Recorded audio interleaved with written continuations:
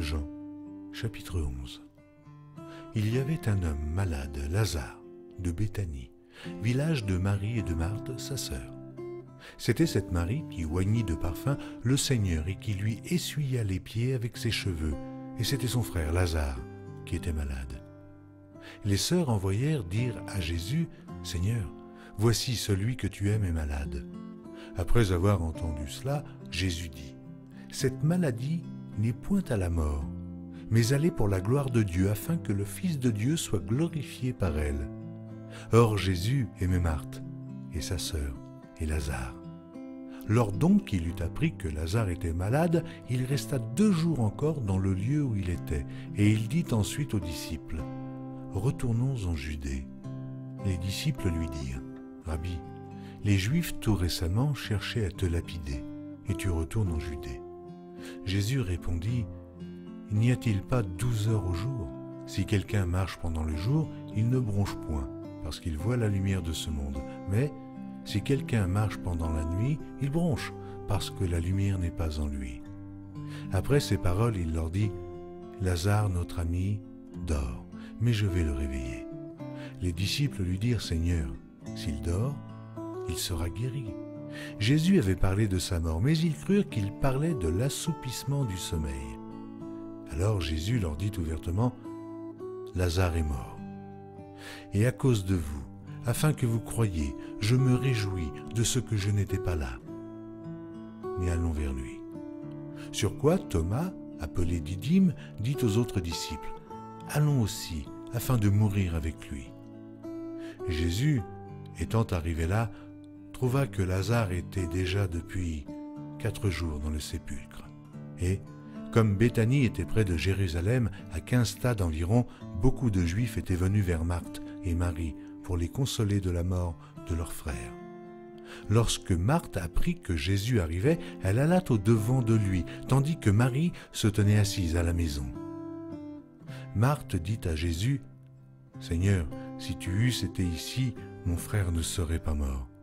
Mais maintenant même, je sais que tout ce que tu demanderas à Dieu, Dieu te l'accordera. » Jésus lui dit, « Ton frère ressuscitera. » « Je sais, lui répondit Marthe, qu'il ressuscitera à la résurrection au dernier jour. » Jésus lui dit, « Je suis la résurrection et la vie. Celui qui croit en moi vivra quand même il serait mort. Et quiconque vit et croit en moi ne mourra jamais.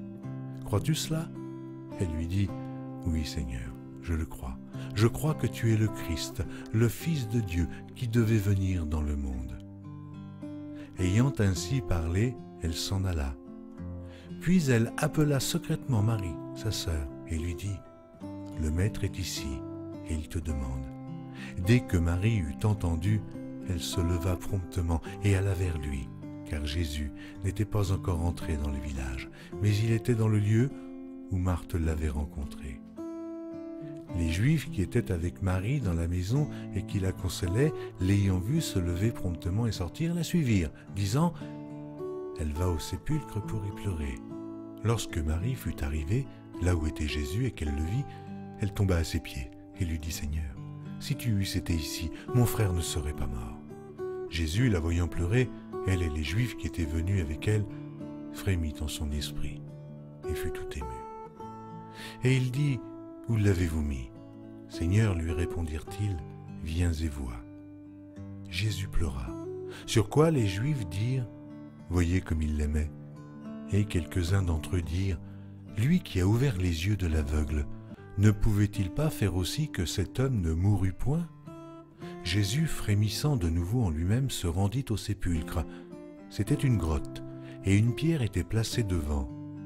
Jésus dit, « Ôtez la pierre. » Marthe, la sœur du mort, lui dit, « Seigneur, il sent déjà, car il y a 4 jours qu'il est là. » Jésus lui dit, « Ne t'ai-je pas dit que, si tu crois, tu verras la gloire de Dieu. » Ils ôtèrent donc la pierre, et Jésus leva les yeux en haut et dit, « Père, je te rends grâce de ce que tu m'as exaucé.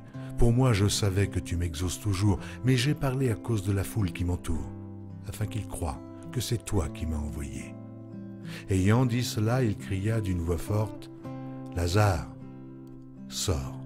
Et le mort sortit les pieds et les mains liés de bandes, et le visage enveloppé d'un linge. Jésus leur dit, « Déliez-le, et laissez-le aller. » Plusieurs des Juifs qui étaient venus vers Marie et qui virent ce que fit Jésus, crurent en lui. Mais quelques-uns d'entre eux allèrent trouver les pharisiens et leur dire ce que Jésus avait fait. Alors, les principaux sacrificateurs et les pharisiens assemblèrent le Sanhédrin et dirent, « Que ferons-nous? Car cet homme fait beaucoup de miracles. Si nous le laissons faire, tous croiront en lui, et les Romains viendront détruire et notre ville et notre nation. » L'un d'eux, Caïphe, qui était souverain sacrificateur cette année-là, leur dit, « Vous n'y entendez rien. Vous ne réfléchissez pas qu'il est dans votre intérêt qu'un seul homme meure pour le peuple et que la nation entière ne périsse pas. » Or, il ne dit pas cela de lui-même.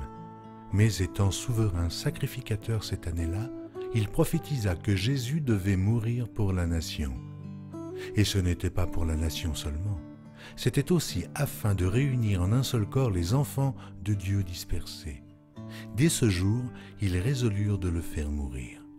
C'est pourquoi Jésus ne se montra plus ouvertement parmi les Juifs, mais il se retira dans la contrée voisine du désert, dans une ville appelée Éphraïm, et là, il demeurait avec ses disciples.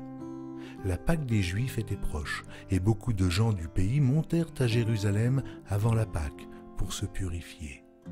Ils cherchaient Jésus, et ils se disaient les uns aux autres dans le temple, « Que vous en semble? Ne viendra-t-il pas à la fête ?» Or les principaux sacrificateurs et les pharisiens avaient donné l'ordre que, si quelqu'un savait où il était, il le déclarât, afin qu'on se saisît de lui.